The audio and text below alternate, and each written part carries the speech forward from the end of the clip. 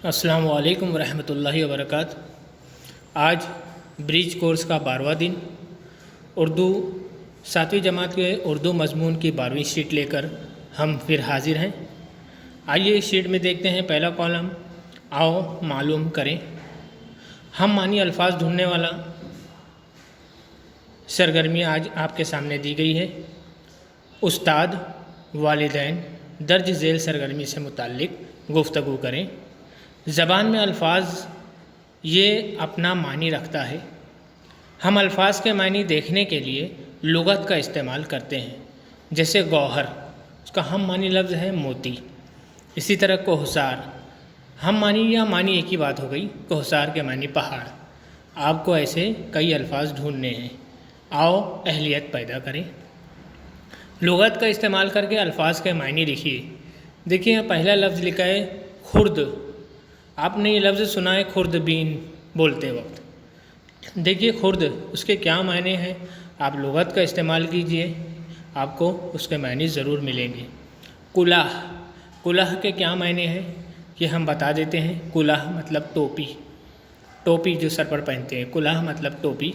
कबीर, कबीर के क्या मायने हैं आप अच्छी तरह से जानते हैं, उसके मायने लिख लीजिए। आपको पिछले दिन यानी 11वें दिन हमने जो मुहावरे का समझाया था आपको, उस वक्त उसी वीडियो में हमने आपको लुगत देखने का मुख्तसर तक तरीका बता दिया था।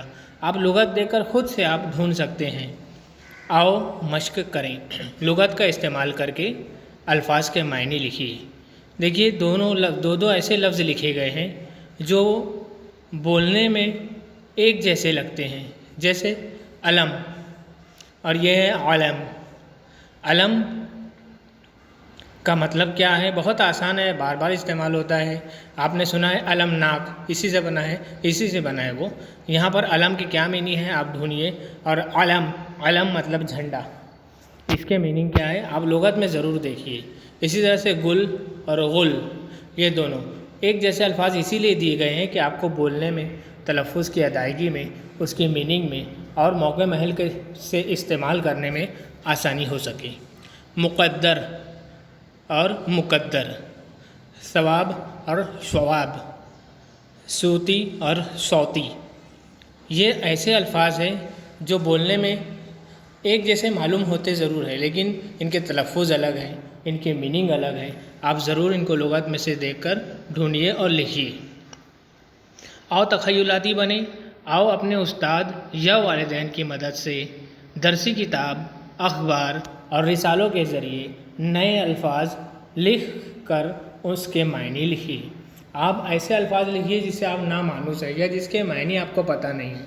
अखबारों में, रिसालों में, जहाँ भी आप पढ़ते होंगे, रास्ता चलते वक्त आपको ब्लैक बोर्ड पर कोई तहरीर लिखी हुई नज़र आएगी, उसमें से कोई लफ्ज़ ले लीजिए। आपको जहाँ से अल्फाज मिलते हैं वो अल्फाज आप जमा कीजिए, 10, 12, 15, 20 जितने जमा कर सकते हैं आप उसको लिखिए और एक साथ बैठकर लुगत का इस्तेमाल करके सबकी मीनिंग उसके सामने लिखिए। आप जब अपने हाथ से लिखोगे, अपनी ज़बान से तलफ़ुज़ अदा करोगे, तो ज़बान पर वो लफ्ज़ चढ़ जाएगा, वो लफ्ज़ आपसे मानूस हो जाएगा, आप अपनी ज़बान में उसका इस्तेमाल कर सकोगे। इस तरह से हम मानी लफ्ज़ ढूंढने का तरीका लुगत से हम सीखते हैं।